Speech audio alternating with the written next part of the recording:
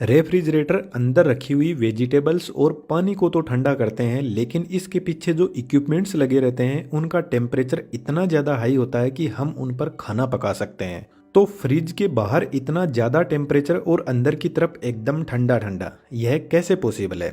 इसके अलावा कई बार जब फ्रिज खराब होता है तो हमारे दिमाग में एक ही बात आती है कि इसकी गैस खत्म हो गई होगी, लेकिन दोस्तों ऐसा कुछ भी नहीं होता है। इसके पीछे की साइंस इस वीडियो में 3D एनिमेशन की हेल्प से समझते हैं। जो रेफ्रिजरेटर का हार्ट होता है वह कंप्रेसर होता है। यह एक रिसिप्रोकेटिंग टाइप कंप्रेसर है।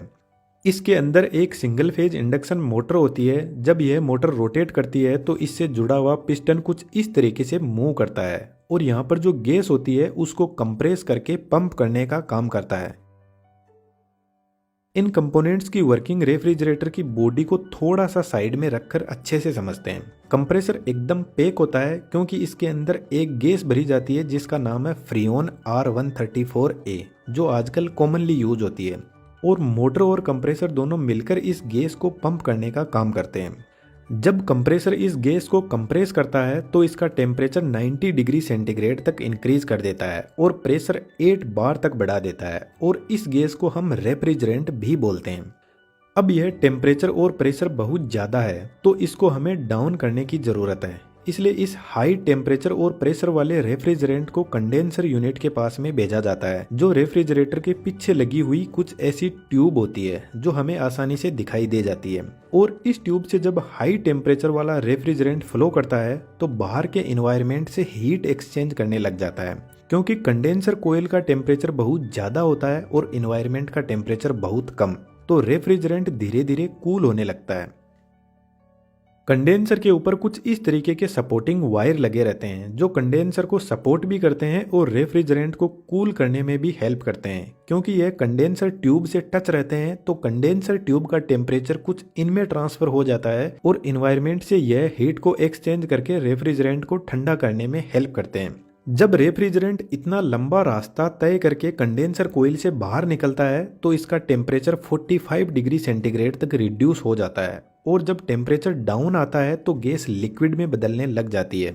इसको थोड़ा आसानी से समझे तो जब हम पानी को गर्म करते हैं तो वह वेपर में बदल जाता है, और जब उनको ठंडा करते हैं तो वापस लिक्विड में बदलने लग जाता है। तो ठीक ऐसा ही इस गैस के साथ में होता है।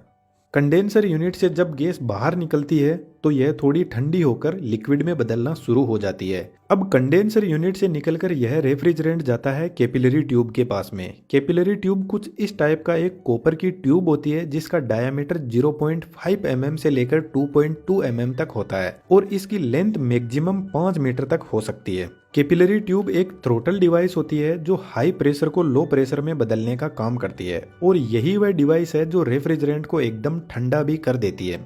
इसको थोड़ा समझने की कोशिश करते हैं। कैपिलरी ट्यूब सिर्फ और सिर्फ एक कॉपर की ट्यूब होती है और इसमें ना कोई इलेक्ट्रिसिटी दी जाती है, ना ही इसमें कोई मूविंग पार्ट होता है। जो प्रेशर ड्रॉप होता है वह इस ट्यूब की लेंथ के डायरेक्ट प्रपोजन में होता है और डायामीटर के इनवर्स प्रपोजन में होता है।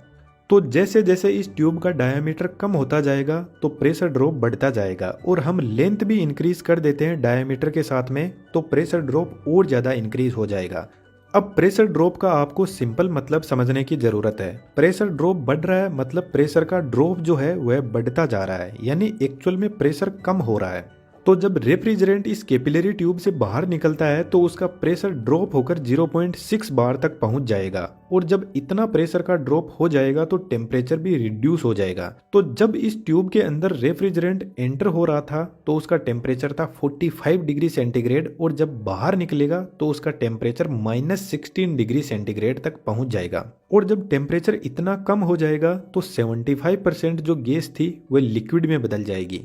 रेफ्रिजरेटर के अंदर फ्रीऑन गैस काम में लेते हैं जिसका नेचर होता है वह बहुत जल्दी ठंडी होकर लिक्विड में भी बदल जाती है और बहुत जल्दी गर्म होकर वेपर में भी बदल जाती है। इसीलिए फ्रिज के अंदर इसी गैस को काम में लेते हैं।